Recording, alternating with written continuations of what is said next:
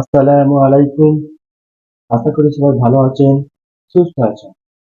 আমি রমজান, আপনারা দেখছেন রমজান ওয়াই।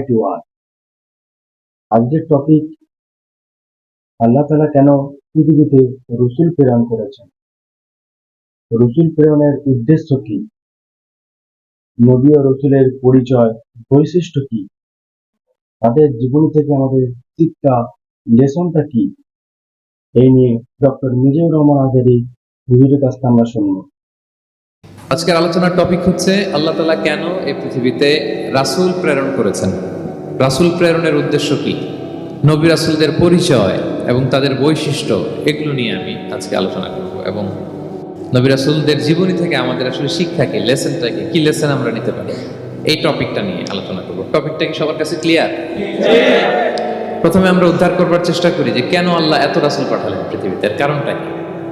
এর উত্তরটা আল্লাহ তাআলা খুব চমৎকারভাবে সূরা নিসার 165 নম্বর আয়াতে আলোকপাত করেছেন, যে আয়াতটা দিয়ে আমি আলোচনা শুরু করেছি। আল্লাহ তাআলা বলছেন, রুসুলান মুবাশশিরিন ওয়া মুনযিরিন লিআল্লা ইয়াকুনা লিন-নাসি আলাল্লাহি হুজ্জাতুন বা'দা রুসুল ওয়া কানা আল্লাহু আজিজান হাকীমা।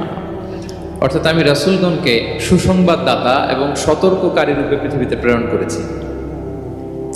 আমি আবারও বলছি, আল্লাহ বলেন আমি এই পৃথিবীতে রাসূলদেরকে সুসংবাদদাতা এবং সতর্ককারী রূপে পৃথিবীতে প্রেরণ করেছি, যাতে করে রাসূল আগমনের পরে আল্লাহর বিরুদ্ধে মানুষের আর কোনো অজুহাত না থাকে। ওয়া কানা আল্লাহু আজিজান হাকীমা, আর আল্লাহ তাআলা তিনি হচ্ছেন পরাক্রমশালী এবং মহাপ্রজ্ঞাময়। তাহলে উদ্দেশ্য আল্লাহ তাআলা ক্লিয়ার করলেন, কেন তিনি রাসূল পাঠালেন, যাতে মানুষের অজুহাত না থাকে। আল্লাহ তাআলা যদি রাসূল পৃথিবীতে বাণীবাহক হিসেবে প্রেরণ না করতেন, মানুষরা বলতো আল্লাহ আখিরাত বলে যে একটা কথা আছে এটা তো আমি বুঝি নাই, আল্লাহ মৃত্যুর পরে যে আবার জীবিত হইতে হবে এটা তো আমি শুনি নাই, আল্লাহ এই পৃথিবীতে আমি কি কি করেছি তার পাই টু পাই তোমার সুপ্রিম কোর্টের কাঠগড়ায় দাঁড়িয়ে যে বিচারের সম্মুখীন হতে হবে কেউ তো আমার কোনোদিন বলে নাই। এজন্য আল্লাহ বলেন আমি পৃথিবীতে রাসূল পাঠিয়েছি যাতে করে মানুষের কোনো এক্সকিউজ না থাকে। আচ্ছা বলেন তো, এখন কি কেউ আল্লাহরে বলতে পারবে আল্লাহ বিচার যে হবে এটা তো আমি জানি না? বলতে পারবে? আল্লাহ আখিরাত বলে যে একটা কথা আছে, পুনরুত্থান, পুনর্জীবিত হইতে হবে, আবার বিচারের সম্মুখীন হইতে হবে, জান্নাত জাহান্নাম আছে, এগুলো তো কোনোদিন আমি শুনি নাই। এই কথা, এই এক্সকিউজ তোলার কোনো সুযোগ কি আর আছে? No excuse will be granted that day, dear brothers and sisters.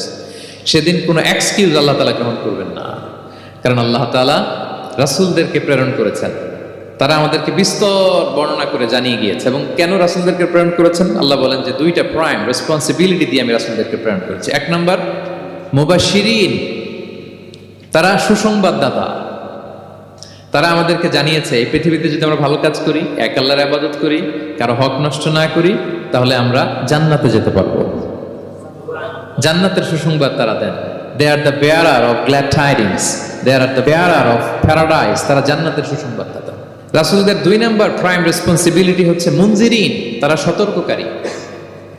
তারা আমাদেরকে এই মর্মে সতর্ক করেছেন যে এই পৃথিবীতে যদি আল্লাহর ইবাদত না করে শিরক করো, বেদাত করো, এই পৃথিবীর বুকে যদি ফাসাদ করো, যদি সীমা লঙ্ঘন করো, যদি অন্যের অধিকার নষ্ট করো, তাহলে তোমাদেরকে জাহান্নামের আযাব ভোগ করতে হবে, ঠিক কিনা?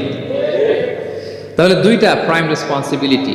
রাসূলরা হচ্ছেন মুবাশশিরিন, সুসংবাদদাতা, জান্নাতের সুসংবাদ দিয়েছেন, তারা ভালো কাজ করলে জান্নাতে যাওয়া যাবে।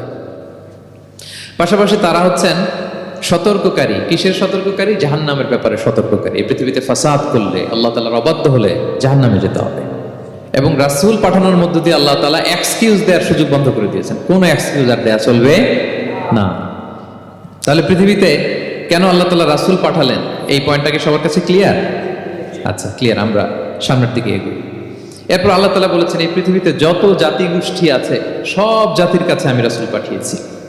ওয়া ইম মিন উম্মাতিন ইল্লা খালা ফিহা নাযীর, যত জাতি, যত নেশন এই পৃথিবীতে এসেছে সব জাতিকে সতর্ক করবার জন্য, ইনস্ট্রাক্ট করবার জন্য, গাইড করবার জন্য আমি রাসূল পাঠিয়েছি। এমন কোন জাতি নাই যে জাতির মধ্যে আল্লাহ রাসূল পাঠায় নাই, সবাই রাসূল পেয়েছে। এবং মজার ব্যাপার হচ্ছে they are the chosen and selected personality by Allah subhanahu wa ta'ala. রাসূলরা হচ্ছেন আল্লাহ তাআলার পক্ষ থেকে chosen এবং সিলেক্টেড। রাসূলদেরকে সিলেক্ট করেছে কে? আল্লাহ। তিনি বলেন ওয়া ইন্নাহুম ইনদানা লামিনাল মুস্তাফাইনাল আখিয়ার, নবীরা হচ্ছে আমার কাছে মনোনীত, আমি তাদেরকে মনোনীত করেছি এবং তারা হচ্ছে সর্বশ্রেষ্ঠ মানুষ। তার মানে এ আয়াত থেকে বোঝা গেল নবীরা সিলেক্টেড, তারা ইলেক্টেড না। ইলেকশন করে নবী হওয়া যায় না, নবী সিলেক্টেডের মাধ্যমে হইতে হয়, সিলেকশনের মাধ্যমে। আর সিলেক্ট করেন কে? চুজ করেন কে? ইলেকশন করে নবী হওয়া যায়? আমরা পৃথিবীর সবাই মিলে যদি ভোট দেই যে আল্লাহ আমরা সবাই ভোট দিলাম, এ হচ্ছে রাসূল, তাকে রাসূল হিসেবে আপনি কবুল করেন, হবে? ইলেকশনে ভোট দিলে আমাদের সাথে যদি ম্যানকাইন্ডের সাথে জিন কাইন্ডও যুক্ত হয়, জিনেরাও যদি বলে আল্লাহ আমরাও আছি, আমরাও দিলাম একটা করে ভোট, হবে? রাসূল হবে? ফেরেশতারাও যদি যুক্ত হয়, ফেরেশতারাও যদি বলে, মানুষও ভোট দিল, জিনেরাও দিল, ফেরেশতারাও দিল, প্রত্যেকে একটা করেই দিল, ধরেন প্রত্যেকের ভোট গণনা করার পরে দেখা গেল বিশাল ভোট কাউন্ট হয়েছে, এখন তাদের এই ভোটের উপর ভিত্তি করে রাসূল হবে কেউ? হবে? কারণ নবী ইলেকশনে হওয়া যায় না, নবী হয় সিলেকশনে। আর সিলেক্ট করেন কে? আল্লাহু ইয়ালামু হাইসু ইয়াজআলু রিসালাতাহু। কাকে রাসূল বানাবেন, কাকে তিনি নবী হিসেবে অ্যাপয়েন্ট করবেন, এটা তিনিই জানেন। শুধুমাত্র কেবলমাত্র একমাত্র আল্লাহ তাআলা solely এটাকে কন্ট্রোল করেন। কেউ চাইলে কারো ভোটে, কারো ইলেকশনে নবী হওয়া যায় না। নবীরা হচ্ছে সিলেক্টেড, চুজেন পার্সোনালিটি বাই আল্লাহ সুবহানাহু ওয়া তাআলা। তাহলে নবীরা নির্বাচিত নন, ওনারা মনোনীত। নবীরা কি নির্বাচিত? নবীরা মনোনীত। এখন কতজন নবী রাসূল আল্লাহ তাআলা পাঠিয়েছেন? আল্লাহ তাআলা সুস্পষ্ট করে জানাননি কতজন। কিছু কিছু হাদিস থেকে পাওয়া যায় লক্ষাধিক রাসূল, নবী এবং রাসূল আল্লাহ তাআলা পৃথিবীতে পাঠিয়েছেন। কিন্তু কোরআন আল কারিমে এই লক্ষাধিক নবী রাসূলের সবার কথা আল্লাহ তাআলা আমাদেরকে শোনাননি। আল্লাহ তাআলা মাত্র 25 জন রাসূলের কথা আমাদেরকে শুনিয়েছেন। কতজন? 25 জনের কথা আল্লাহ তাআলা শুধু আমাদেরকে বলেছেন, বাকিদের কথা বলেন নাই। কতটুকু আমাদের বলা দরকার এটা আমাদের চেয়ে ভালো জানেন কে? আল্লাহ ভালো জানেন। আল্লাহ তাআলা ভালো জানেন কতটুকু আমাদেরকে জানাতে হবে। যত রাসূল তিনি পাঠিয়েছেন, যত নবী পাঠিয়েছেন, সবার কথা যদি আল্লাহ কোরআনে বলতেন, তাহলে কোরআন কি মাত্র 611 পৃষ্ঠার একটা বই হতো? 10 খণ্ড, 15 খণ্ড, 20 খণ্ড। তখন আমরা হাফেজ হতে পারতাম? হ্যাঁ, আমরা হাফেজ তরিকুল ইসলাম পাইতাম তখন? হ্যাঁ, তাকরিম পাইতাম? তখন তো হাফেজ হওয়া যেত না। এটা যদি 15 খণ্ড, 20 খণ্ডের বিশাল ভলিউম হয়, হাফেজ হওয়া যেত না। এজন্য আল্লাহ তাআলা সব নবীদের কথা আমাদেরকে শোনায় নাই, মাত্র 25 জন নবীর কথা কোরআনে আল্লাহ শুনিয়েছেন। কতজন? আল্লাহ বলেন রুসুলান কদ কসাসনাহুম আলাইকা মিন ক্বাবলু ওয়া রুসুলান লাম নাকসুসহুম আলাইক। নবী হে, অনেক রাসূলের কথা আপনাকে শুনিয়েছি, আবার অনেক রাসূলের কথা আমি শোনাইনি। যাদের কথা শোনানোর প্রয়োজন মনে করেছি তাদের কথাই আমি শুনিয়েছি। তাহলে আমরা বুঝলাম কোরআনে বর্ণিত হয়েছে কয়জন নবী রাসূলের নাম? সবাই বলবেন আওয়াজ করে, কয়জন? 25 জন। এবং এই 25 জন নবীর মধ্য থেকে 6 জনের নামে আল্লাহ 6টা সূরা ডেডিকেট করেছেন কোরআনে, 6টা সূরা উৎসর্গ করেছেন। সূরা ইউনুস, সূরা ইউসুফ, সূরা ইব্রাহিম, সূরা মুহাম্মদ, সূরা নূহ, সূরা হুদ। 6 জন নবী। কয়জন নবী? 6 নবীর নামে আল্লাহ তাআলা 6টা সূরা ডেডিকেট করেছেন। এবং এই যত নবী আল্লাহ তাআলা পাঠিয়েছেন, সব নবীর উপর ঈমান আনা আবশ্যক। হ্যাঁ, it's compulsory to believe in every messenger sent by Allah subhanahu wa ta'ala to validate our faith. আমাদের ঈমানটাকে প্রিজার্ভ করার জন্য সব নবীর উপর আমাদের ঈমান আনতে হবে, সব নবী। আমরা যে ঈমান আনি, ঈমানে মুফাসসাল, যেখানে 7টা বিষয়ের উপর বিস্তারিত ঈমানের যে ঘোষণা আমরা দেই, আমরা তো বলি যে ঈমানে একটা মুজমাল আর একটা কি মুফাসসাল। ঈমানে মুফাসসালে 7টা বিষয়ের প্রতি ঈমান আনতে হয়। আমানতু বিল্লাহি ওয়া মালাইকাতিহি ওয়া কুতুবিহি, তারপরে ওয়া রুসুলিহি, পাইছেন? ওয়াল ইয়াউমিল আখিরি ওয়া বিল কদরি খাইরিহি ওয়া শাররিহি মিনাল্লাহি তাআলা ওয়াল বা'সি বা'দাল মাউত। এই 7টা বিষয়ের উপর বিস্তর ঈমান আমাদেরকে আনতে হয়। এই 7টার মধ্যে রাসূলদের ব্যাপার আছে না নাই? রাসূলদের উপর ঈমান আনতে, যদি না আনি তাহলে আরকানুল ঈমান পূর্ণ হলো না, আমার ঈমান পরিপূর্ণ হবে না। তাহলে রাসূলদের উপর পূর্ণাঙ্গ ঈমান আনা এটা আবশ্যক। এবং এই সকল নবী এবং রাসূলদের একটাই ধর্ম ছিল। ধর্মটার নাম কি? সবাই বলুন, কি নাম? সবার একটাই ধর্ম, সব নবীর একটাই ধর্ম। কারণ আল্লাহর কাছে মনোনীত ধর্ম কয়টা? একটা। ইন্নাদ দীনা ইনদাল্লাহিল ইসলাম, আল্লাহর কাছে মনোনীত একটাই ধর্ম, সেটা হচ্ছে ইসলাম। এই যে ইহুদি বলে, নাসারা বলে, এগুলো ধর্ম না, এগুলো বংশ, গোষ্ঠী, জাতির নাম অনুসারে নামকরণ করা হয়েছে। যেমন নাসারা এসেছে ঈসা আলাইহিস সালামের মা মারিয়াম ফিলিস্তিনের নাসিরিয়া শহরে জন্মগ্রহণ করেছেন। নাসিরিয়া, ওইখান থেকে আসছেন নাসারা। ইয়াকুব আলাইহিস সালামের 10 ছেলে, এই 10 ছেলের মধ্যে থেকে এক ছেলের নাম হচ্ছে ইয়াহুদা। এই ইয়াহুদা থেকে এসেছে ইহুদি। কিন্তু সব নবীর ধর্ম একটা। আওয়াজ করে বলুন তো সবাই, সেটা কি? ইসলাম। সবার ধর্ম একটা ছিল ইসলাম। বিষ্ণু ইসলাম বলেন ওয়াল আম্বিয়াউ ইখওয়াতুন লিআল্লাতিন, সেই বুখারীর বর্ণনা, নবীগণ হচ্ছে একে অন্যের বৈমাত্রেয় ভাইয়ের মতো। বৈমাত্রেয় ভাই মানে মা ভিন্ন কিন্তু বাবা এক, এরকম হয় না? ধরেন আমার বাবা যদি একাধিক বিয়ে করে, তো প্রত্যেক স্ত্রী গর্ভে যদি সন্তান আসে, তো আমরা সবাই তো ভাই, কি বলেন? কিন্তু মা ভিন্ন। মা কি? তবে বাবা এক। নবীদের দৃষ্টান্তটা এরকম, আল আম্বিয়া ও ইখওয়াতুন লিআল্লাহ, নবীরা হচ্ছেন বৈমাত্রেয় ভাইয়ের মতো, তাদের মা ভিন্ন কিন্তু বাবা এক। বিষ্ণু ইসলাম বলেন উম্মাহাতুহুম শাত্তা ওয়া দীনুহুম ওয়াহিদ, তাদের শরীয়ত, তাদের বিধিবিধান এটা ভিন্ন ভিন্ন কিন্তু তাদের দিন কি? এক, সেটা হচ্ছে ইসলাম। সকল নবীর ধর্মের নাম হচ্ছে ইসলাম। যেমন ইব্রাহিম আলাইহিস সালামের ব্যাপারে আল্লাহ তাআলা বলেন মা কানা ইব্রাহিম ইয়াহুদিয়ান ওয়ালা নাসরানিয়ান ওয়ালাকিন কানা হানিফান মুসলিমা ওয়া মা কানা মিনাল মুশরিকিন। নবী ইব্রাহিম আলাইহিস সালাম উনি ইহুদিও ছিলেন না, নাসারাও ছিলেন না, উনি একনিষ্ঠ মুসলিম ছিলেন। কি ছিলেন? আল্লাহ নবী ইউসুফ আলাইহিস সালাম উনি সবসময় আল্লাহর কাছে দোয়া করতেন, আল্লাহ তাওয়াফানি মুসলিমান ওয়াল হিকনি বিসসালিহিন, আল্লাহ তুমি আমাকে মুসলিম হিসেবে মৃত্যু দিও আর সৎকর্মশীলদের সাথে অন্তর্ভুক্ত করে নিও।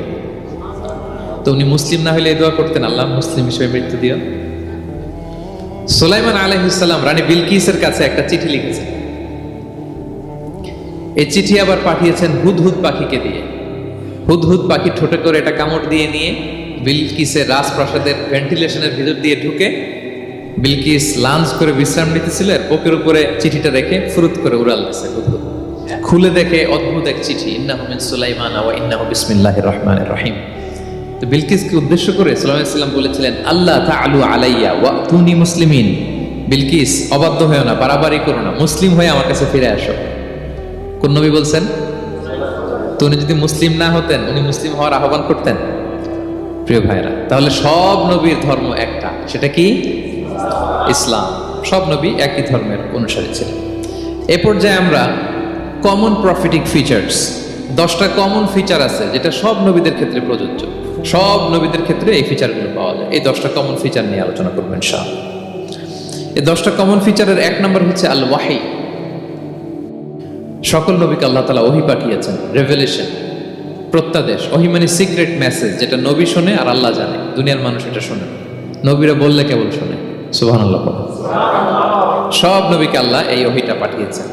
জিবরাইল আলাইহিস সালাম মারফত ওহী পাঠিয়েছেন, অথবা সরাসরি কিতাব পাঠিয়েছেন, কিংবা সহিফা পাঠিয়েছেন। আল্লাহ তাআলা ইরশাদ করছেন ইন্না আওহাইনা ইলাইকা কামা আওহাইনা ইলা নূহি ওয়ান নাবিয়িনা মিন বা'দি। নবী নূহ আলাইহিস সালামের পরে সব নবীদের কাছে আমি যেমনি ওহী পাঠিয়েছি, আপনার কাছেও আমি এভাবে ওহী পাঠিয়েছি। সব নবীদের কাছে আমি এভাবে ওহী পাঠিয়েছি। সূরা বাকারার শুরুতে মুত্তাকিদের সংজ্ঞা দিতে যে আল্লাহ তাআলা বলেন ওয়াল্লাযীনা ইউমিনুনা বিমা উনজিলা ইলাইকা ওয়া মা উনজিলা মিন ক্বাবলিক ওয়া বিল আখিরাতি হুম ইউকিনুন, মানে নবী হে, মুত্তাকি তো তারা যারা আপনার উপর যে কিতাব নাজিল হয়েছে এটার উপরও ঈমান আনে, ওয়া মা উনজিলা মিন ক্বাবলিক, এর আগে যত কিতাব নাজিল হয়েছে তার উপরও ঈমান আনে। তা আমরা যদি শুধু কোরআনের উপর ঈমান আনি হবে? তার আগে যত কিতাব, আসমানি কিতাব নাজিল হয়েছে এগুলোর উপরও ঈমান আনার দরকার আছে না নাই? বলেন বলেন। তাওরাতের উপর ঈমান আনতে হবে, জাবুর, ইনজিল, সুহুফে ইব্রাহিম ও মুসা সবগুলোর উপর ঈমান আনতে হবে। তো এই ওহীগুলো আল্লাহ তাআলা নাজিল করেছেন। তাহলে 1 নাম্বার কমন ফিচার হচ্ছে আল্লাহ তাআলা ওহী পাঠিয়েছেন, সব নবীকে ওহী দিয়েছেন। 2 নাম্বার ফিচার হচ্ছে same language of the people. নবীকে আল্লাহ তাআলা যেই জাতিগোষ্ঠীর কাছে পাঠিয়েছেন তিনি ওই জাতির ভাষাতেই কথা বলেছেন। ধরেন মালয় এলাকাতে যদি আল্লাহ নবী পাঠান আর ওই নবী যদি আরবিতে কথা বলে, তা আমাদের মালয়েশিয়ান ভাইরা বুঝবে? আচ্ছা, আরব দেশে যদি আল্লাহ একজন নবী পাঠান, ওই নবী ধরেন যে ম্যান্ডারিনে কথা বলে, চাইনিজ ভাষায়, আরবরা বুঝবে? চায়নাতে ধরেন আল্লাহ তাআলা এক নবী পাঠালো, সে ওখানে যে হিন্দি ভাষায় কথা বলে, চাইনিজ লোকেরা বুঝবে না। তাহলে যেই জাতির কাছে আল্লাহ পাঠাইছেন ওই জাতির ভাষা দিয়ে আল্লাহ নবীকে পাঠাইছেন। সুবহানাল্লাহ। আল্লাহ তাআলা ইরশাদ করেন ওয়ামা আরসালনা মির রাসূলিন ইল্লা বিলিসানি কওমিহি লিউবাইয়িনা লাহুম। আল্লাহ তাআলা যত রাসূল পৃথিবীতে প্রেরণ করেছেন বিলিসানি কওমি, যে জাতির কাছে প্রেরণ করেছেন ওই জাতির ভাষায় প্রেরণ করেছেন, যাতে করে নবীর কথা এরা বোঝে। নবীরা এসেছেন বাণীবাহক হয়ে। এখন এই বাণী যদি বুঝতে না পারে তাহলে কাজ হবে। এজন্য প্রত্যেক নবীকে আল্লাহ তাআলা যে জাতির কাছে পাঠিয়েছেন ওই জাতির ভাষায় পাঠিয়েছেন। 3 নম্বর হচ্ছে সকল নবীকে আল্লাহ তাআলা very good standard of character দিয়েছেন। চারিত্রিক দৃষ্টিকোণ থেকে অতুলনীয় ছিল এক একজন নবী। পা থেকে মাথা পর্যন্ত কালো দাগ ফেলার মতো কিছু ছিল না। আল্লাহু আকবার। মাসুম ছিলেন। আহলুস সুন্নাহ ওয়াল জামাআর আকীদা হচ্ছে প্রত্যেক নবী ছিলেন মাসুম, কোনো গুনাহ করেন নাই, নিষ্পাপ প্রতিটা নবী। সর্বোত্তম চরিত্র দিয়ে আল্লাহ তাআলা, অনুপম চরিত্র দিয়ে আল্লাহ তাআলা তাদেরকে পাঠিয়েছেন। আল্লাহ তাআলা বলেন, ওয়া ইন্নাকা লাআলা খুলুকিন আযীম, and verily you are on a very good standard of character. নবী হে, আপনি চমৎকার একটা ক্যারেক্টারের উপর প্রতিষ্ঠিত। আপনার আচরণের মতো, ক্যারেক্টারের মতো আচরণ অতুলনীয়, পৃথিবীতে দ্বিতীয়টা খুঁজে পাওয়া যায় না, ঠিক কিনা? কারণ নবীরা যদি মডেল হন, তাদের আচরণ যদি ভালো না হয়, তাহলে মানুষ কি তাদেরকে গ্রহণ করবে? মানুষ তো তাদের কাছ থেকে শিখবে, জানবে। তো জন্য তাদের আচরণ চমৎকার হওয়ার দরকার আছে না নাই? চমৎকার আচরণ, চমৎকার চারিত্রিক মাধুর্য দিয়ে আল্লাহ তাআলা পৃথিবীতে এক একজন নবীকে প্রেরণ করেছেন। সব নবীরা ভেরি গুড স্ট্যান্ডার্ড অফ ক্যারেক্টারের অধিকারী ছিল। 4 নম্বর হচ্ছে প্রত্যেক নবীকে আল্লাহ তাআলা মিরাকেল দিয়েছেন, মানে মুজিজা, as a proof of their prophethood. তাদের নবুয়তির প্রমাণ হিসেবে আল্লাহ তাআলা তাদেরকে মিরাকেল দিয়েছেন, মুজিজা। যেমন সালেহ আলাইহিস সালামকে আল্লাহ তাআলা মুজিজা দিয়েছিলেন। তার জাতির কাছে যখন তিনি দাওয়াত দিলেন, তারা বলল, সালেহ তুমি যে নবী এটা আমরা বুঝবো কি করে? এক শর্তে আমরা তোমার উপর ঈমান আনতে পারি। সাল্লাল্লাহু আলাইহি ওয়াসাল্লাম বললেন, কি শর্ত? বলতেছে, এই যে পাহাড় দেখো, এই পাহাড়ের ভেতর থেকে যদি একটা উট বের করো, 10 মাসের গর্ভবতী একটা উটটা বেরোবে, বেরোয় বাচ্চা দিবে, সাথে সাথে আমরা উটের দুধ দহন করে খাবো, এরপর আমরা ঈমান আনবো। চিন্তা করছেন কত শর্ত? পাহাড়ের ভেতর থেকে কি বের করে দেখাইতে হবে? উট। উনি আল্লাহর কাছে দোয়া করলেন, আল্লাহ বললেন কবুল, তবে কথা না শুনলে কিন্তু খবর আছে। বলছে ঈমান আনবে, ঈমান না আনলে কিন্তু খবর আছে। উনি দোয়া করলেন, আল্লাহ কবুল করলেন। পাহাড় বিদীর্ণ হয়ে একটা বিশাল আকৃতির উট বের হয়ে আসলো, 10 মাসের গর্ভবতী উট। মুহূর্তে এটা ডেলিভারি করলো একটা উটের বাচ্চা, এবং দুধ দিতে আরম্ভ করলো, ওলান ভর্তি দুধ। সবাই পেট ভরে দুধ খেলো। খাওয়ার পরে কয়, তুমি জাদুকর। খাওয়ার পরে সাল্লাল্লাহু আলাইহি ওয়াসাল্লাম কি বলে? ইউ আর এ ম্যাজিশিয়ান, তুমি জাদুকর, তুমি তো বড় ভেলকিবাজ সালেহ, তুমি পাহাড়ের ভিতরে ভেলকি ঢুকাই দিছো। আল্লাহ তাআলা তাদেরকে একটা সাউন্ড গ্রেনেড, প্রচন্ড শব্দ তরঙ্গ দিয়ে ধ্বংস করে দিলেন। কানের পর্দা ফেটে সবগুলো লাশ হয়ে জমিনে পড়ল। তাহলে এই যে সাল্লাল্লাহু আলাইহি ওয়াসাল্লাম যেটা দেখাইছেন, এটা কি ভেলকি ছিল? ম্যাজিক ছিল? কি ছিল? মুজিজা, miracle, as a proof of their prophethood. তাদের নবুয়তির প্রমাণ হিসেবে আল্লাহ তাআলা তাদেরকে মুজিজা দিয়েছেন। মূসা আলাইহিস সালামের মুজিজা কি ছিল? লাঠি। ফাআলকাহা ফাইযা হিয়া হাইয়াতুন তাসআ। ওই লাঠি রেখে দিলে মুভিং স্ন্যাক হয়ে যেত, নড়তেছে সাপ, ছবল মারবে। সুবহানাল্লাহ। এটা কি ম্যাজিক ছিল? কি ছিল? মুজিজা। ঈসা আলাইহিস সালামকে আল্লাহ তাআলা মাইন্ড ব্লোয়িং মুজিজা দিয়েছেন। অন্ধ ব্যক্তির চোখে হাত বুলিয়ে দিলেই দৃষ্টিশক্তি ফিরে পেত। ধবল রোগী, কুষ্ঠ রোগীর গায়ে টাচ করে দিলে স্কিন পরিষ্কার হয়ে যেত। মৃত ব্যক্তিকে দাঁড়াতে বললে মুহূর্তে দাঁড়িয়ে যেত। কুম বিইযনিল্লাহ, আল্লাহর আদেশে দাঁড়াও বললে লাশ জীবিত হয়ে দাঁড়িয়ে যেত। বেলকিবাজি ছিল এটা? কি ছিল? বিষ্ণু ঈসা ইসলাম দাওয়াত দিচ্ছেন কুরাইশদেরকে, ওরা মানে না। বিষ্ণুনবী পাগল পড়া, বললেন, আচ্ছা বলো কুরাইশের লোকেরা কি বললে বিশ্বাস করবে যে আমি সত্য নবী? কি বললে বিশ্বাস করবে? তারা বলল, মুহাম্মদ ওই যে আকাশের চাঁদ, এটার 2 ভাগ করে দেখাইতে বললে বিশ্বাস করবো তুমি সত্য নবী। কি আবদার দেখছেন? হ্যাঁ, নবীদেরকে পেয়ে মামুর বাড়ির আবদার নিয়ে আসছিল এক এক জাতিগোষ্ঠী। বলে, মুহাম্মদ আকাশের জল জলে চাঁদটাকে যদি তুমি 2 ভাগ করে দেখাতে পারো তবেই বুঝবে তুমি নবী। বিষ্ণু ইসলাম আল্লাহর কাছে দোয়া করলেন, আল্লাহ বললেন, ঠিক আছে। ইখতারাবাতিস সাআতু ওয়ানশাক্কাল কমার ওয়া ইন ইয়ারাউ আয়াতান ইউরিদু ওয়া ইয়াকুলু সিহরুম মুস্তামির। বিশ্বনবী সাব্বাবা, এই আঙ্গুলের নাম কি? ইবহাম, সাব্বাবা, ওয়াসতা, বিংসার, খিনসার। হ্যাঁ, আমরা ইংরেজি নাম ঠিকই জানি, আরবিটা জানি না। ইবহাম, সাব্বাবা, ওয়াসতা, বিংসার, খিনসার। বিষ্ণু সাব্বাবা আঙ্গুলি উঠালেন, এটা শাহাদাত আঙ্গুলি বলা হয়, আসলে সাব্বাবা আরবিতে। তো বিশ্বনবী এভাবে আল্লাহর নাম নিয়ে চাঁদের দিকে ইঙ্গিত করলেন, মুহূর্তে আকাশের জ্যোৎস্না বিলানো চাঁদটা দুই ভাগ হয়ে গেল। কুরাইশরা দেখে তো অবাক। বিষ্ণু বললেন, এবার কথা অনুযায়ী ইমান আনো। বলে, Mohammad you are a magician. Mohammad তুমি বড্ড বড় জাদুকর, তুমি চাঁদের মধ্যে জাদু লাগাই ফেলছো। নাউযুবিল্লাহি মিন যালিক। তাহলে আল্লাহ তাআলা এজ এ প্রুফ অফ দেয়ার প্রফিটহুড, তাদের নবুয়তের প্রমাণ হিসেবে প্রত্যেক নবীকে কি দিয়েছেন? মুজিজা দিয়েছেন, সব নবীকে দিয়েছেন। 5 নাম্বার, সকল নবীর দাওয়াতি মিশন এক ছিল, একই মিশন নিয়ে নবীরা পৃথিবীতে এসেছেন। সেটা কি? তাওহীদ, রিসালাত, আখিরাত। আমার সাথে সাথে বলেন, তাওহীদ, রিসালাত, আখিরাত। তাওহীদ, রিসালাত, আখিরাত। এই তিনটা বুনিয়াদী শিক্ষা দিতে নবীরা এসেছে। তাওহীদ মানে ওয়াননেস অফ গড, আল্লাহ যে এক, সব নবী প্রচার করেছেন। রিসালাত মানে তারা যে বার্তাবাহক হিসেবে এসেছেন, তাদের কথা মানতে হবে, এটার দাওয়াত দিয়েছেন। আখিরাত মানে হচ্ছে মৃত্যুর পরেও যে একটা জীবন আছে, সেই জীবনের ব্যাপারে প্রত্যেক রাসূলরা কি করেছেন? দাওয়াত দিয়েছেন। এবং কোন নবীর কথার সাথে আরেক নবীর কথার গড়মিল পাওয়া যায়, অমিল হয় না। আচ্ছা বলেন তো, কখনো কি হয়েছে কোন এক নবী এসে বলছে যে মৃত্যুর পরে একটা জীবন আছে, আরেক নবী এসে বলছে না, মনে হয় নাও থাকতে পারে? বলছে? এক নবী এসে বলছে আমাদের স্রষ্টা আল্লাহ তাআলা তিনি একজন, আরেকজন বলছে না একজন না, 2-3 জন হইতে পারে। এক নবী এসে বলছে ভালো করলে জান্নাত, খারাপ করলে জাহান্নাম, আরেক নবী এসে বলছে না, জান্নাত জাহান্নাম বলতে কিছু নাই। হয়েছে? হয়েছে? কোন নবীর কথার সাথে কোন নবীর কথার কোনো বৈপরীত্য নাই, কারণ প্রত্যেক নবীরা মন গড়া কিছু বলতেন না। ওমা ইয়ান্তিকু আনিল হাওয়া ইন হুয়া ইল্লা ওয়াহয়ুন ইউহা। নবীরা কথা বলতেন একটা হেডকোয়ার্টার থেকে তথ্য পেয়ে। ওই হেডকোয়ার্টারটা কার? ওই হেডকোয়ার্টার থেকে যে ইনফরমেশন আসতো সেটার আলোকে নবীরা কথা বলতেন, বানিয়ে কিছু বলতেন না। সব নবীরা দাওয়াত দিয়েছেন, ইয়া কওমি ইবুদুল্লাহ মা লাকুম মিন ইলাহিন গায়রু। হে আমার জাতির লোকেরা, এক আল্লাহর ইবাদত করো, আল্লাহ ছাড়া অন্য কারো ইবাদত করো না। সব নবীরা বলেছেন ইন্নী লাকুম রাসূলুন আমিন, নিশ্চয় আমি তোমাদের কাছে বিশ্বস্ত রাসূল হিসেবে প্রেরিত হয়েছি। সব নবীরা বলেছেন ইয়াউমা লা তামলিকু নাফসুন লিনাফসিন শাইআ ওয়াল আমরু ইয়াউমা ইযিল লিল্লাহ। এমন এক দিনের মুখোমুখি হতে হবে কেউ কারো উপকার করতে পারবে না।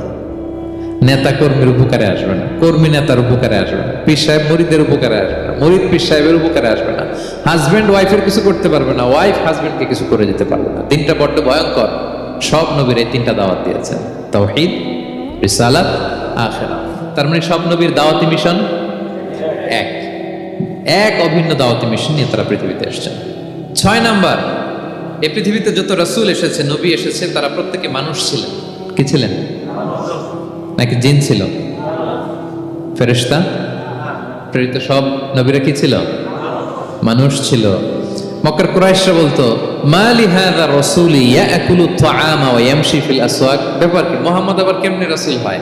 আমরাও বাজারে যাই, উনিও যায়, আমরাও বিয়ে করি, উনিও বিয়ে করে, আমাদেরকে মারলে কাটলে লাল রক্ত, ওনার রক্ত বেরোয়।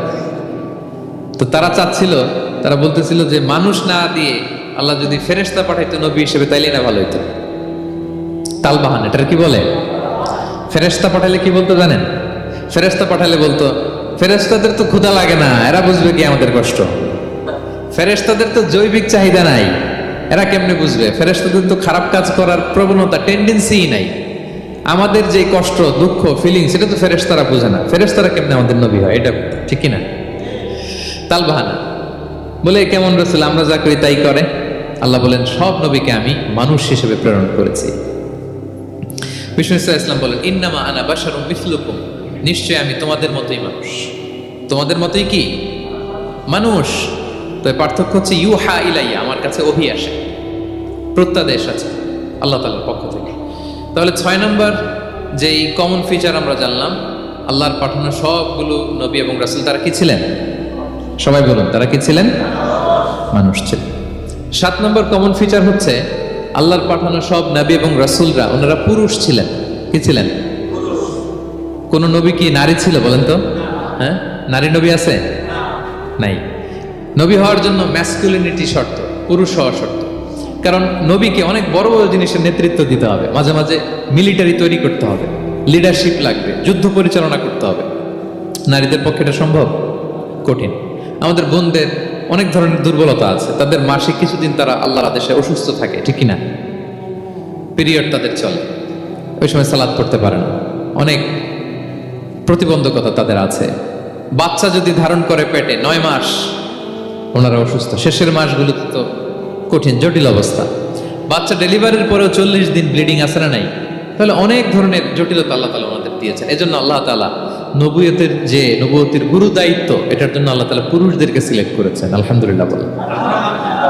তাহলে যত নবী এবং রাসূল পৃথিবীতে এসেছিল ওনারা পুরুষ ছিল। আল্লাহ বলেন, ওয়ামা আরসালনা মিন ক্বাবলিকা ইল্লা রিজালান নূহি ইলাইহিম। নবী হে মুহাম্মদ, আপনার আগে যত নবী এবং রাসূলকে আমি পৃথিবীতে প্রেরণ করেছি তাদেরকে পুরুষ হিসেবে প্রেরণ করেছি, কোনো নারীকে আমি নবুয়তের মর্যাদা দেইনি।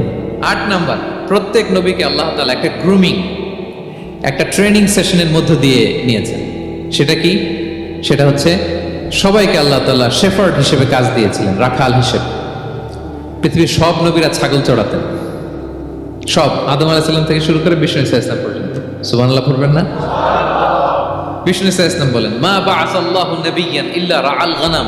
আল্লাহ এমন কোন নবী পাঠায় নাই যেই নবী ছাগল চড়ায় নাই, সব নবী। সাহাবারা অবাক হয়ে বললেন, ওয়া আনতা ইয়া রাসূলুল্লাহ, হে নবী আপনিও ছাগল চড়িয়েছেন? বিষ্ণু বললেন, হ্যাঁ, আমি তো অল্প কিছু পারিশ্রমিকের বিনিময়ে মক্কার লোকদের ছাগল চড়িয়ে দিতাম। সুবহানাল্লাহ। কেন সব নবীকে দিয়ে আল্লাহ ছাগল চড়ালেন? এই ট্রেনিং সেশন, গ্রুমিং সেশন কেন? কারণ ছাগলকে একসাথে বসানো কঠিন। ছাগল একটু কি বলে, একটু টেরা টাইপের প্রাণী, কথা শুনতে চায় না। ধরেন যে সারা সপ্তাহ আপনি খুব ব্যস্ত, একদিন সুযোগ পাইছেন সপ্তাহে যে আজকে আমি ফ্রি আছি, যাই পুকুরে যে আমিও গোসল করি, ছাগলটারও গোসল করাই। এটা ধরে যদি এখন পুকুরের দিকে টান দেন, কি করবে? পা দুইটা এমন শক্ত করে মাটিতে ধরে রাখবে, আপনি যত টানবেন ওর ঘাড়ের চামড়া ছিঁড়ে যাচ্ছে, তারপরেও আসে না। এরপর ছাগলগুলোর একসাথে রাখা কঠিন, একটা নেচে ওদিকে যায়, আরেকটা লাফ দেয় এদিকে, আরেকটা ওইদিকে। এদেরকে যদি কেউ একত্রিত করতে পারে তাহলে এই জাতিকে, মানব জাতিকে একত্রিত করা তার জন্য একেবারে সহজ, পানি ভাত, ঠিক কিনা? এজন্য আল্লাহ এই মানব গোষ্ঠীর উপর লিডারশিপ কায়েমের আগে ছাগল চড়িয়েছেন। এবং যারা মরুভূমিতে ছাগল চড়ায়, যে শেফার্ডগুলো, যেই রাখালগুলো, তাদের অনেক শক্তিশালী হইতে হয়। গায়ে শক্তি না থাকলে ছাগল চড়ানো যায় না, কিন্তু লাঠি নিয়ে হই হই করে পিছনে দৌড়াইতে হয়। নেকড়ের ছোবল থেকে ছাগলগুলোকে রক্ষা করতে হয়, বাঘ নেকড়ে এগুলো থেকে বাঁচাইতে হয়। তার মানে এটা করার মধ্য দিয়ে এই জাতিকে কিভাবে জাহান্নামের আগুন থেকে বাঁচাবে, নবীদের ওই ট্রেনিং হয়ে যায়। সুবহানাল্লাহ। ছাগল এদিক ওদিক দৌড়াতে থাকে, এদেরকে যেমনি একত্রিত করতে হবে, নবীদের কাজ হচ্ছে মানব গোষ্ঠীকে ইউনাইটেড করা, একত্রিত করা। এজন্য আল্লাহ তাআলা মা বাআসাল্লাহু নাবিয়্যান ইল্লা রাআল গানাম, এই পৃথিবীতে এমন কোন নবী পাঠান নাই যেই নবীকে দিয়ে আল্লাহ তাআলা ছাগল চড়ান নাই। সব নবীর মধ্যে এটা কমন।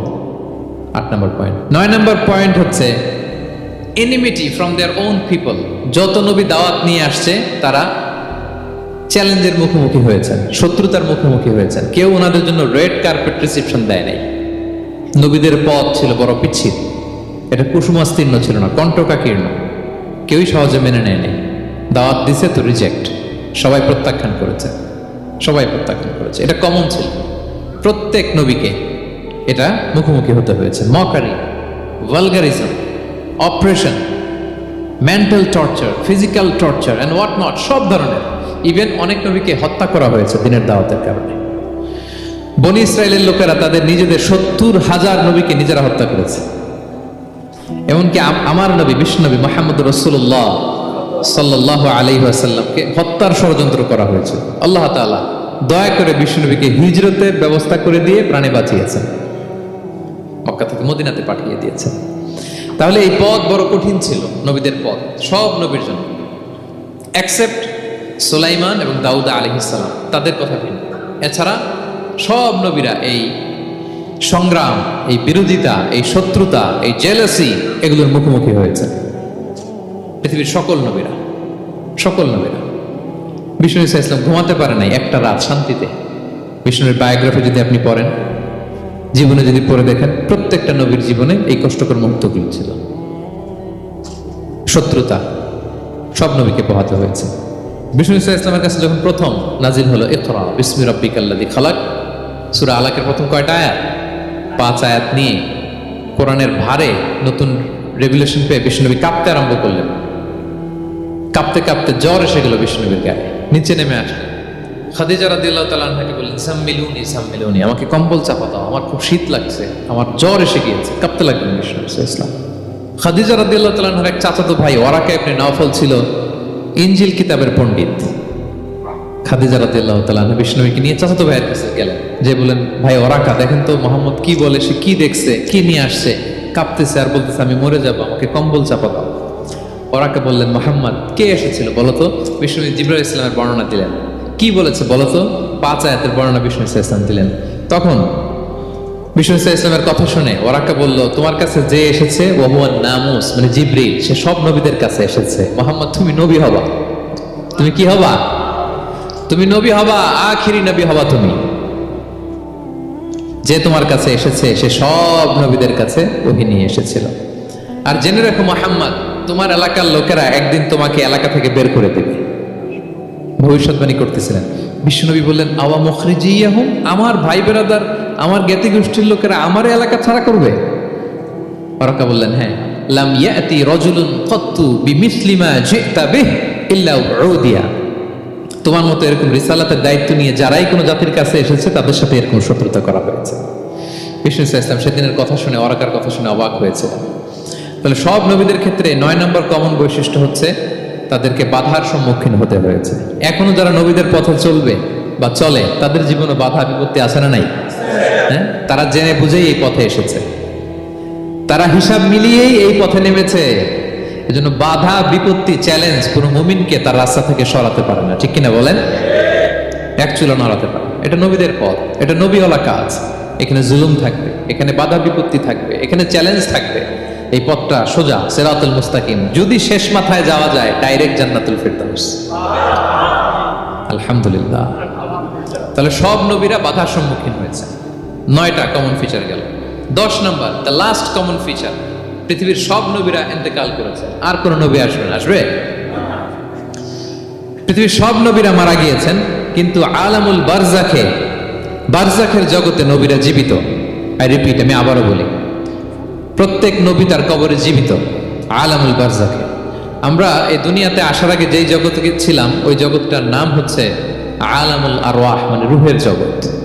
সেখান থেকে আমরা এই জগতে এসেছি, এটার নাম আলামুল দুনিয়া, দুনিয়ার জগৎ। আবার মৃত্যুর পরে যে নতুন এক্সটেশনে আমরা যাব সেটার নাম হচ্ছে আলামে বারজাখ, বারজাখের জগৎ। নবীরা ওই বারজাখের জগতে জীবিত। বিষ্ণু ইসলাম সুনান আবু দাউদের হাদিসে বলেন যে ইন্নাল্লাহা হাররামা আলাল আরদি আন তাকুলা আজসাদাল আম্বিয়া, আল্লাহ তাআলা এই জমিনকে, নবীদের দেহকে কনজিউম করাকে হারাম করে দিয়েছেন। মানে জমিনের জন্য নবীদের লাশকে পচিয়ে ফেলা, খেয়ে ফেলা হারাম। যত নবী যেখানে ইন্তেকাল করেছেন তাদের পবিত্র দেহ মোবারক এখনো আগের মতো একেবারে যখন মৃত্যুবরণ করেছিলেন তখন লাশটা যেমন তাজা ছিল, এখনো প্রত্যেকে তার কবরে তাজা লাশ নিয়ে শুয়ে আছে। প্রত্যেক নবী কবরে জীবিত। বিষ্ণু ইসলাম ওনার কবরে জীবিত। তবে এটা বারজাকি জগতে, এই দুনিয়াতে যেভাবে জীবিত ছিলেন ওইভাবে না, বারজাকি জগতে জীবিত। আমরা যখন প্যারা নবীর উপর সালাম পৌঁছাই, দুরুদ পড়ি, প্রত্যেক ফেরেশতা, একটা ফেরেশতা আছে এই দুরুদগুলোকে নিয়ে বিষ্ণুনবীর কাছে পৌঁছায়। আপনার বাবার নাম, আপনার নাম বলে ফেরেশতা বলে যে অমুকের ছেলে অমুক আপনাকে সালাম দিয়েছে। বিষ্ণুনবী কবর থেকে নিজে ওই সালামের উত্তর বলে, কারণ বিষ্ণু ইসলাম বারজাকের জগতে তিনি জীবিত। হায়াতুন নবী, বারজাকের জগতে তিনি জীবিত। আর এখানে যে বিষ্ণু ইসলাম বলেন আল আম্বিয়া ও আহিয়াউন ফি কুবুরিহিম ইউসাল্লুন, নবীরা তাদের কবরে জীবিত, সেখানে তারা সালাত আদায় করে।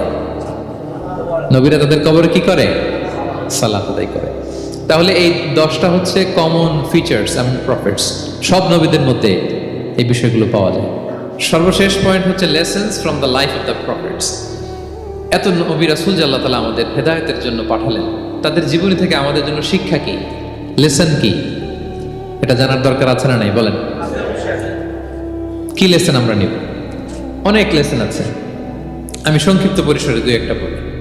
আমি আমার মিজানুর রহমান আজহারি ভেরিফাইড ইউটিউব চ্যানেলে প্রফেট সিরিজ নামে একটা সিরিজ করেছি, 25 পর্বের। কোরআনে কয়জন নবীর নাম উল্লেখ হয়েছে? 25। আর আমার চ্যানেলে কয় পর্ব? তার মানে 25 জন নবীর ব্যাপারে আমি ওয়েল ডকুমেন্টেড ম্যানারে একাডেমিকলি আলোচনা করেছি। আপনারা শুনবেন, আপনাদের জন্যই করেছি, শুনবেন আপনারা। এবছর 21শে বইমেলায় আপনারা শুনেছেন আমার একটা বই প্রকাশিত হয়েছে, বইয়ের নাম হচ্ছে জেগে ওঠো আবার। এটা আমি নিজে লিখেছি। আরেকটা বই 6 খণ্ডের আমি সম্পাদনা করেছি, সেটা হচ্ছে ছোটদের নবী রাসূল। বইটার নাম কি? ছোটদের নবী রাসূল। সত্যায়ন প্রকাশন থেকে 6 পর্বের খুব চমৎকার গ্রাফিক্যাল ইউজার ইন্টারফেস দিয়ে আপনার সোনামণিরা, বাচ্চারা তারা জেনে যাবে যে তাদের আসল আইকন কারা, তাদের আসল সুপার হিরো কারা, তাদের অনুসরণীয় অনুকরণীয় ব্যক্তিত্ব হবে কারা। এই বইটা লিখতে, সম্পাদনা করতে আমাদের অনেক চ্যালেঞ্জ আমরা ফেস করেছি, কারণ এটা আপনাদের জন্য লিখছি কাদের জন্য? বাচ্চাদের জন্য। So, আমি বাচ্চাদেরকে গল্প শোনাচ্ছি এরকম একটা ভাব নিয়ে লিখেছি।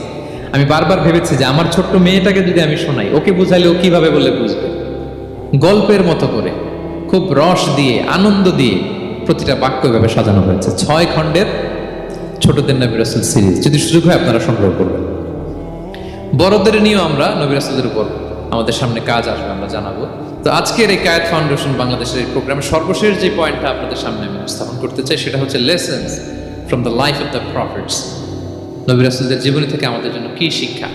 25 জন নবীকে কভার করা সম্ভব হবে না। আমি সেখান থেকে মাত্র 7 জন নবীর জীবনী থেকে 7টা শিক্ষা 7 মিনিটে বলে আমরা শেষ করে দেব ইনশাআল্লাহ বিইذنিল্লাহ।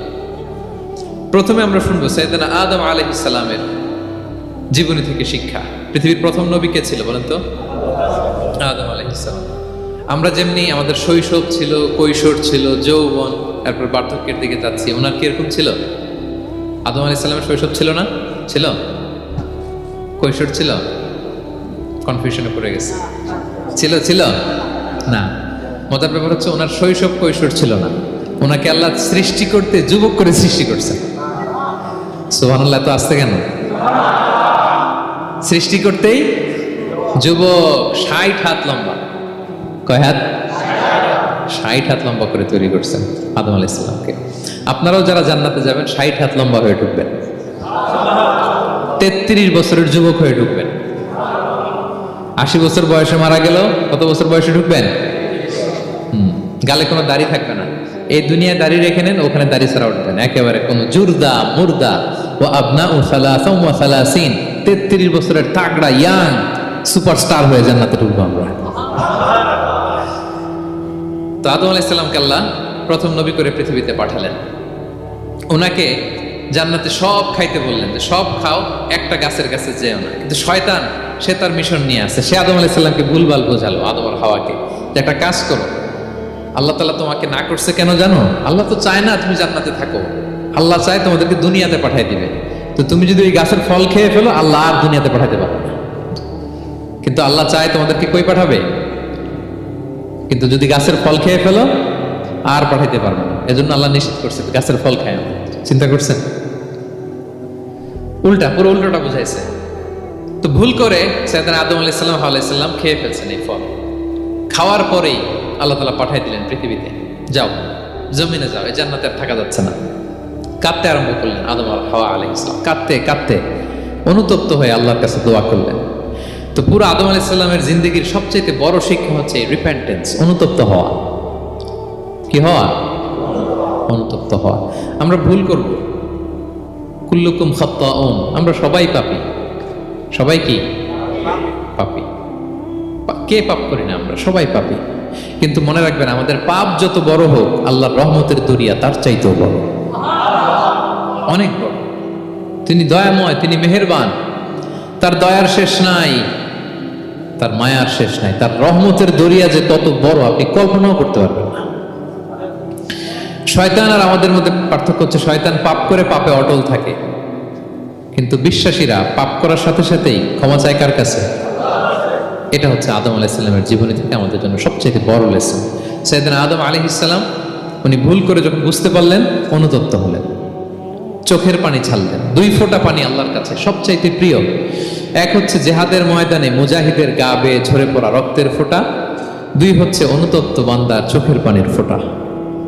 অনুতপ্ত বান্দা নিজের ভুল স্বীকার করে মাথাটা নিচু করে চোখের পানি ছেড়ে দিয়ে যখন আল্লাহর কাছে কাঁদে, তার চোখের পানি চোখ বেয়ে নাকের ডগা বেয়ে জমিনে ড্রপ করার আগেই আল্লাহ তার সব গুনাহ মাফ করে দেয়। সাইয়েদনা আদম আলাইহিস সালাম কাঁদতে আরম্ভ করলেন। কাঁদতে কাঁদতে অনুতপ্ত হয়ে দোয়া করলেন, রব্বানা যালামনা আনফুসানা ওয়া ইল্লাম তাগফির লানা ওয়া তারহামনা লানাকুনান্না মিনাল খাসিরিন। রব্বানা, হে আমাদের রব, যালামনা আনফুসানা, আমরা আমাদের নফসের উপর জুলুম করেছি, ভুল করেছি, অন্যায় করেছি, অপরাধ করেছি। ওয়া ইল্লাম তাগফির লানা, আল্লাহ তুমি যদি ক্ষমা না করো, তুমি যদি মাফ না করো, লানাকুনান্না মিনাল খাসিরিন, আল্লাহ আমরা ধ্বংস হয়ে যাব, আমরা ক্ষতিগ্রস্ত হয়ে যাব, আমরা লুজার হয়ে যাব। এই বাক্যগুলো বলে বলে যখন আল্লাহ তাআলার কাছে দোয়া করলেন, আল্লাহর রহম হলো। আল্লাহ দয়া করে সাইয়েদনা আদম আর হাওয়া আলাইহিস সালামকে ক্ষমা করে দিলেন। ক্ষমা করে আবার জান্নাতের এন্ট্রির ঘোষণা দিলেন যে আবার দুনিয়ার জীবন শেষ করে আসো, যেখান থেকে আসছিলে আবার ওখানে ঢুকতে পারো।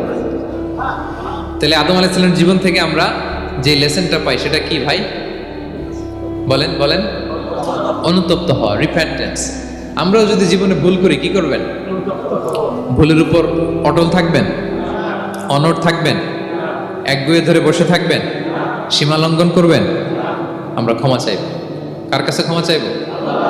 ক্ষমা দেওয়ার জন্য তিনি বসে থাকেন। শেষ রাতে আল্লাহ প্রথম আসমানে চলে আসেন। প্রথম আসমানে এসে ডাকতে থাকেন, আলা মিন মুস্তাগফিরিন আগফির আলা, কে ক্ষমা চাবা? কে পাপ করেছে, জুলুম করেছে, বলো, আমি ক্ষমা দেওয়ার জন্য আসছি।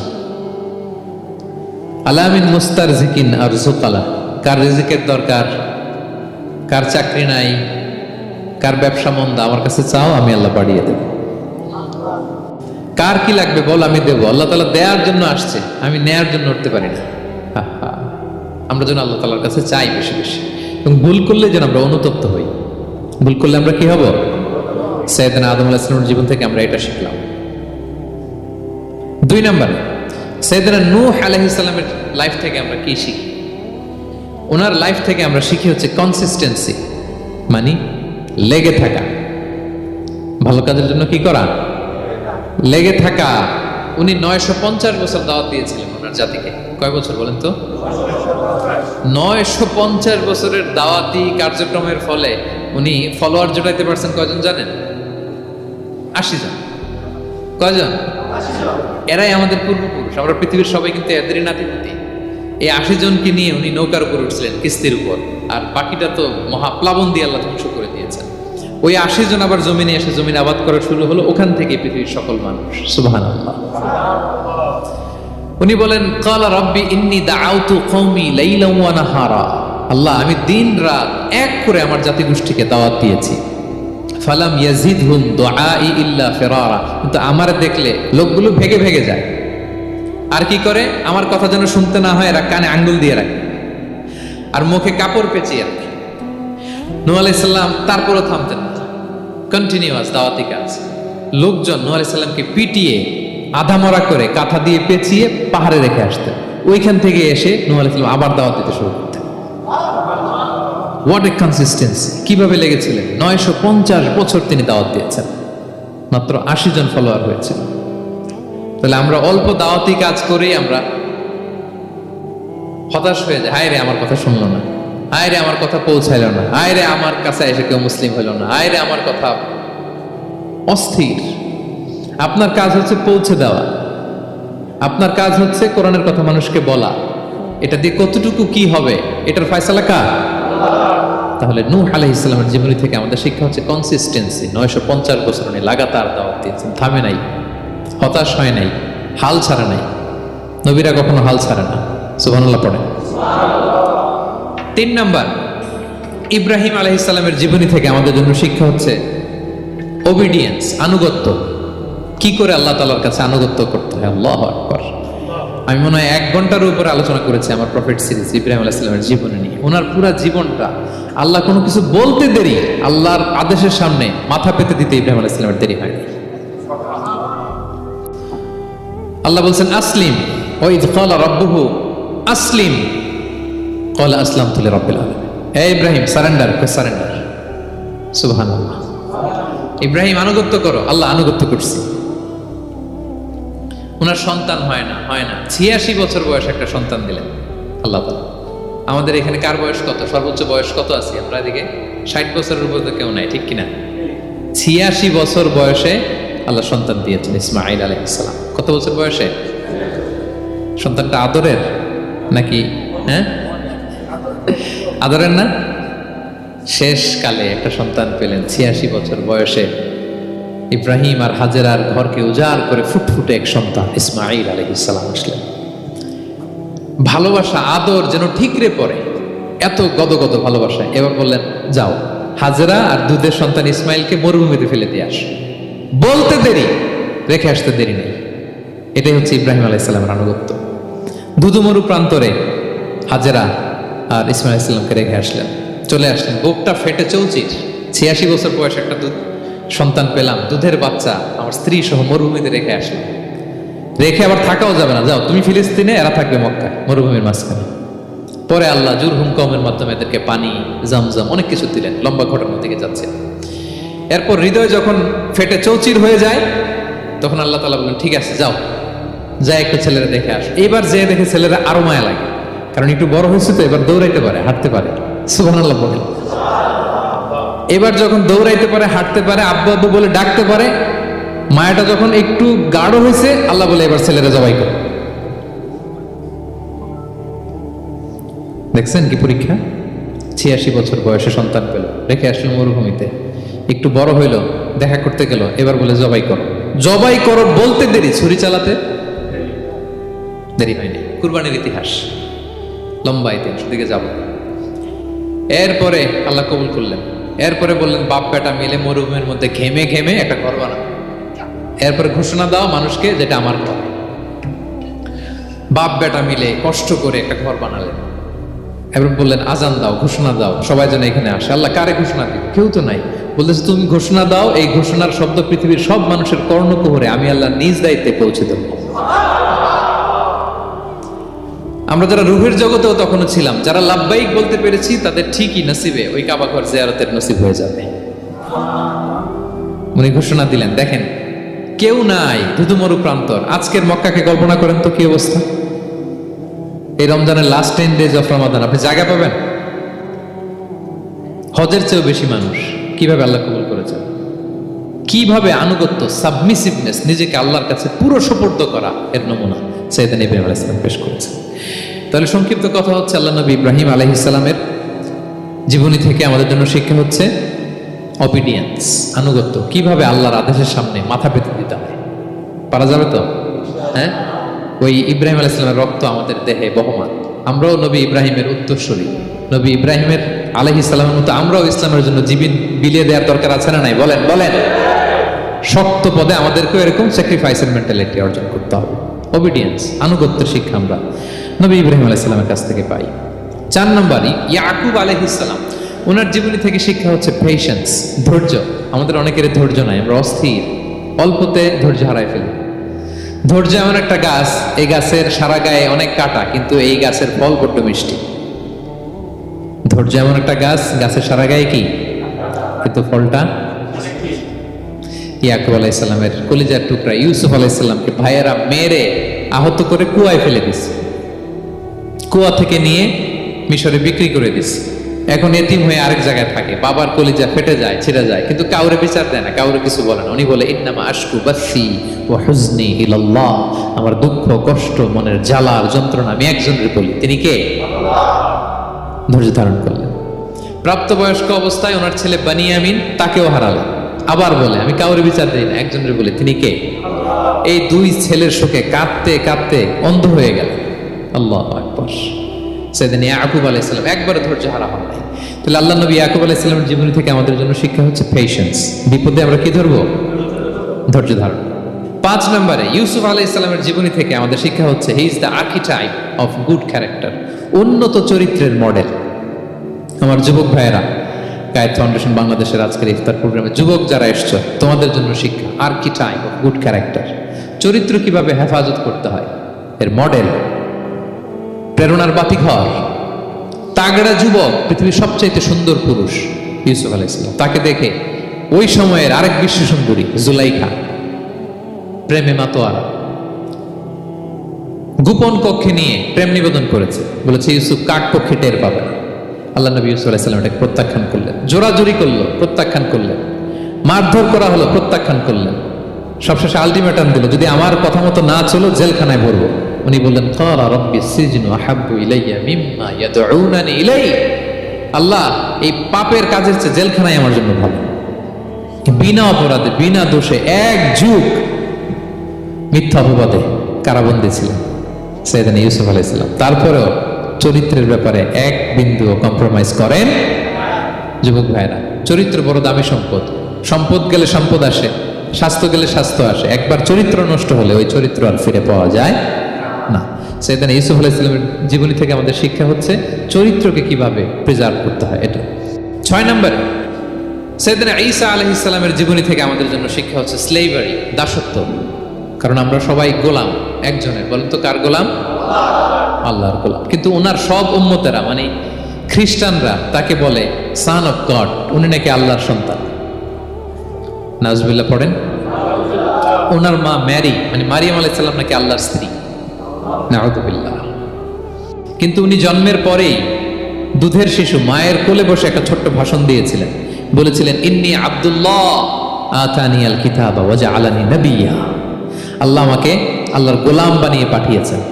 দেখেন কি নবী, প্রথমে এসে বলেন আমি কিন্তু রাসূল। একে তো দুধের শিশু, মুখের প্রথম কথা কি? ইন্নী আব্দুল্লাহ, আমি আল্লাহর গোলাম। যাতে করে পুরো খ্রিস্ট সমাজের বিরুদ্ধে দলিল হয়ে থাকে যে তোমাদের নবী পৃথিবীতে এসে তার মুখ নিঃসৃত প্রথম শব্দটাই ছিল আমি আল্লাহর দাস, আমি আল্লাহর গোলাম। এবং উনাকে ওনার মাকে আল্লাহ স্পেশাল ইন্টারোগেট করবেন কিয়ামতের দিন।